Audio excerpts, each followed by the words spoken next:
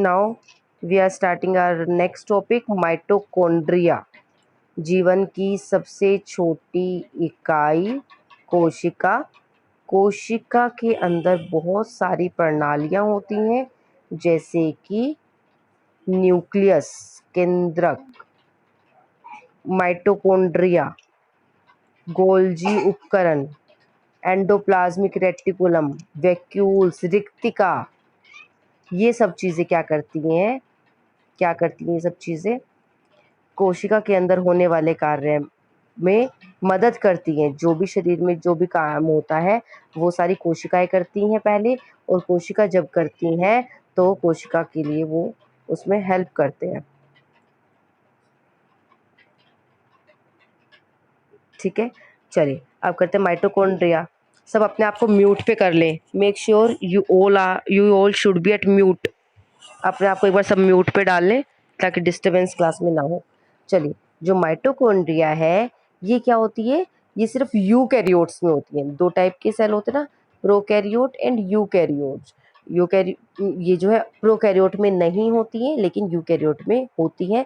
इसको power house कहती हैं, क्योंकि जो भी एनर्जी एटीपी, मैंने तुम्हें बताया था एक दिन, क्या बताया था? एटीपी क्या होते हैं?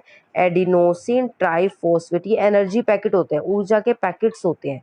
जैसे मान लो मैंने एक एक मॉलिक्यूल ग्लूकोज का खाया है, कुछ भी, ग्लूकोज का मतलब जो फूड खाना हमारा भोजन होता है, रोटी चपाती चावल जो भी खाए जिसके अंदर भी ग्लूकोज है, एक मॉलिक्यूल अगर हम ग्लूकोज का खाते हैं तो हमें 36 मॉलिक्यूल्स ऑफ एटीपी मिलते हैं। एटीपी के ये 18 एडिनोसिन ट्राइफॉस्फेट, ये जो मिल रहा है मतलब ग्लूकोज से जो एनर्जी बन रही है वो कहाँ बनती है? वो माइटोकॉन्ड्रिया में ही बनती है। और एटीपी क्या होते हैं? हमारे एनर्जी, हमें ऊर्जा प्रोवाइड करते हैं, ऊर्जा देते हैं। इसलिए जहाँ पे भी ये ऊर्जा बन रही है उसी को, ऊर्जा बनने वाली जगह को बोलते हैं हम पावर हाउस। इसलिए माइटोकॉन्ड्रिया को कोशिका का पावर हाउस भी कहते हैं।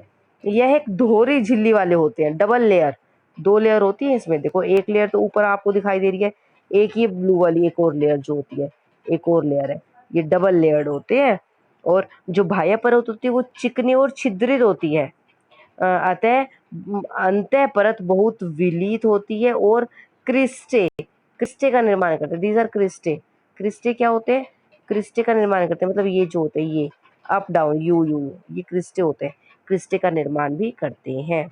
क्या बताया मैंने? अंत्य परत जो है बहुत विलित होती है और क्रिस्टे का निर्माण करती है। देखो जो अंदर वाली परत है ना, इसकी अंदर वाली जो परत है वो सीधी की सीधी ऐसे नहीं है। कैसे है? कैसे है? ऐसे, थोड़ा फिर ऐसे, फिर ऐसे, फिर ऐसे, फिर ऐसे, ऐसे घूम घूम के ऐसे, जिसको हम क्रिस्टे बोल देते हैं। माइटोकॉन्ड्रिया के कार्य क्या क्या होते हैं? ये देखो लिखा हुआ है ना, इसका मुख्य कार्य ऊर्जा को एटीपी के रूप में संचित करना है। यह क्रेब्स चक्र का मुख्य स्थान है। फिर आता है राइबोसोम। राइबोसोम्स क्या होते हैं? राइबोसोम्स ये गोल गोल कण होते हैं, छोटे छोटे गोल गोल कण होते हैं, जो जीव द्रव्य में स्वतंत्र रूप में, जीव द्रव्य में जो जो हमारा साइटोप्लाज्म होता है, साइटोप्लाज्म में स्वतंत्र रूप से घूमते रहते हैं, इस जगह से दूसरी जगह पे घूमते रहते हैं। ये आरएनए व प्रोटीन के बने होते हैं। किसके बने होते हैं? हमारे राइबोसोम्स आरएनए व प्रोटीन के बने होते हैं। फिर हमारा आ गया था एंडोप्लाज्मिक रेटिकुलम। एंडोप्लाज्मिक रेटिकुलम को बोलते हैं अंतर्द्रव्यी जालिका। अंतर्द्रव्यी जालिका क्या होती है? यह झिल्ली युक्त नलिकाओं तथा शीट का विशाल तंत्र होता है। क्या होता है? झिल्ली युक्त नलिकाओं तथा शीट का विशाल तंत्र होता है। किसने की थी इसकी खोज? पोर्टर, क्लॉड एंड फुलम ने की थी। देखो अब आएगी बेटे, अब आएगी। यह प्रोकैरियोटिक कोशिका व स्तनधारी इरेथ्रोसाइट के अलावा सभी में पाया जाता है। इरेथ्रोसाइट के अलावा ये जो है एंडोप्लाज्मिक रेटिकुलम सब में। इस स्तनधारी मैमेलियन इरेथ्रोसाइट मतलब जो अपने बच्चों को अपना दूध पिलाते हैं उसे बोलते हैं स्तनधारी प्राणी। एंड ये कोशिका या प्रोकैरियोट कोशिका व स्तनधारी इरेथ्रोसाइट के अलावा सभी में पाया जाता है। ठीक है। उसके बाद हमारा जो आगे नेक्स्ट आता है दैट इज जो हमारा होता है एंडोप्लाज्मिक रेटिकुलम, ये दो तरह का होता है, इसके दो प्रकार होते हैं। कौन कौन से? एक तो स्मूथ यानी चिकनी अंतर्द्रव्य जालिका, और एक रफ यानी खुरदरी अंतर्द्रव्य जालिका। दो तरह का होता है। ई आर, इसको क्या बोलते हैं हम? ई आर भी बोलते हैं। एंडोप्लाज्मिक रेटिकुलम शॉर्ट फॉर्म से भी लिख सकते हैं ई आर, एंडोप्लाज्मिक। जो स्मूथ होता है एस ई आर, और जो रफ होता है that is R E R. ठीक है। तो खुरदुरी और चिकनी दो तरह की अंतर्द्रव्यी जालिका होती है। देखो इसमें डिफरेंस मैं तुम्हें बता देती हूँ। क्या होता है, ये झिल्ली व नलिकाओं से बना होता है, ये सिस्टर्नी व नलिकाओं से मिलकर बना होता है। ये स्टीरॉयड, लिपिड तथा पॉलीसेकेराइड बनाने में मदद करता है। जो स्मूथ एंडोप्लाज्मिक रेटिकुलम है यानी कि चिकनी अंतर्द्रव्यी जालिका है, वो क्या बनाने में मदद करती है? स्टीरॉयड्स, लिपिड्स और पॉलीसेकेराइड।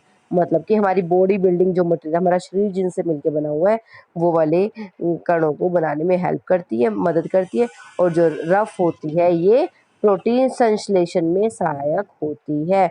इसमें राइबोसोम्स नहीं होते स्मूथ वाली में, और इसमें राइबोसोम्स होते हैं। मुख्य कार्य कोशिका का द्रव्य के भागों तथा केंद्रक के मध्य प्रोटीन के परिवहन के लिए नलिका सुविधा प्रदान करती है। इसमें क्या होता है, इनका मुख्य काम क्या होता है? कोशिका द्रव्य के भागों तथा केंद्रक के बीच, कोशिका द्रव्य के जो भी और भाग होते हैं और केंद्रक मतलब साइटोप्लाज्म और न्यूक्लियस के बीच में प्रोटीन के परिवहन के लिए यह एक ट्रांसपोर्ट का सिस्टम प्रोवाइड करता है। अब इसके कार्य देखिए क्या क्या होते हैं एंडोप्लाज्मिक रेटिकुलम के।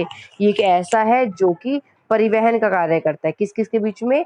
साइटोप्लाज्म और न्यूक्लियस के बीच में, यानी कि द्रव्य जो कोशिका द्रव्य होता है और केंद्रक के बीच में जो है ट्रांसपोर्ट का काम करते हैं। यह अंगकों के बीच बायोकेमिकल क्रियाओं के लिए जितनी भी हमारी वो होती है जितनी भी हमारी वो इलेक्ट्रोकेमिकल रिएक्शंस होती हैं, मतलब कि जो हम खाते हैं उसके ऊपर एंजाइम काम करते हैं, उसको छोटे छोटे भागों में तोड़ते हैं। तो ये सारी क्या है? इलेक्ट्रोकेमिकल रिएक्शंस, बायोकेमिकल रिएक्शन है। बायोकेमिकल मतलब बायो मैंने जो लिविंग थिंग्स है, जैसे जो जीवित है, और केमिकल जो शरीर के अंदर ही केमिकल्स, हॉर्मोन्स जो प्रोड्यूस हो रहा है, जो जूसेस सीक्रेट हो रहा है। म्यूट करो अपने आप को, म्यूट करो। तो बायोकेमिकल क्रियाओं के लिए भी वह स्थान उपलब्ध करवाता है, और वसा स्टेरॉइड कोलेस्ट्रॉल के संश्लेषण में भी हेल्प करता है। उसके बाद हमारा प्लास्टिड्स। प्लास्टिड्स क्या होते हैं? ये केवल पादप पौधों में ही पाए जाने वाले होते हैं। इस पदार्थ क्या होता है कि जो एक पदार्थ की अंदर घसी होती है, इस पदार्थ को स्ट्रोमा कहते हैं। क्या बोलते हैं इसको? स्ट्रोमा। मतलब लवक के अंदर क्या प्रेजेंट होते हैं? स्ट्रोमा प्रेजेंट होते हैं, स्ट्रोमा होते हैं। और ये आकार व आकृति में रिवन, कुंडलित आदि की तरह होते हैं। ये तीन प्रकार के होते हैं: सफेद, भूरे और हरे। सफेद को बोलते हैं ल्यूकोप्लास्ट, भूरे को बोलते हैं हम क्रोमोप्लास्ट, और हरे को बोलते हैं क्लोरोप्लास्ट। तीन टाइप के होते हैं, फिर से सुन लो: ल्यूकोप्लास्ट, क्रोमोप्लास्ट एंड क्लोरोप्लास्ट। जो रिक्तिका होती है, रिक्तिका क्या करती है? यह कोशिका द्रव में झिल्ली द्वारा निश्चित थैली के आकार की संरचनाएं होती है, जिन्हें टोनोप्लास्ट भी कहते हैं। क्या होता है टोनोप्लास्ट? पेपर में क्वेश्चन आएगा, व्हाट इज टोनोप्लास्ट? टोनोप्लास्ट किसे कहते हैं? टोनोप्लास्ट की परिभाषा लिखे। जो कोशिका द्रव में झिल्ली द्वारा निश्चित थैली के आकार की संरचनाएं होती हैं, उन्हें हम टोनोप्लास्ट कहते हैं। जंतु कोशिका में रिक्तिका छोटी एवं अधिक पादप कोशिकाओं में एक बड़ी होती है। बड़ी रिक्तिकाएं कोशिका का 90% भाग घेर लेती हैं। ये था हमारा रिक्तिका का काम, यानी कि वैक्यूल्स। अब हमारा नेक्स्ट आता है लाइजोसोम। लाइजोसोम क्या होते हैं? जो सुसॉइडल बैग होते हैं। सुसॉइडल बैग मतलब जो कि खुद, जैसे मान लो हमारा कोई एक सेल खराब हो गया, हमारा कोई एक सेल टूट जाता है। देखो मैं तुम्हें बता देती हूँ, जैसे कि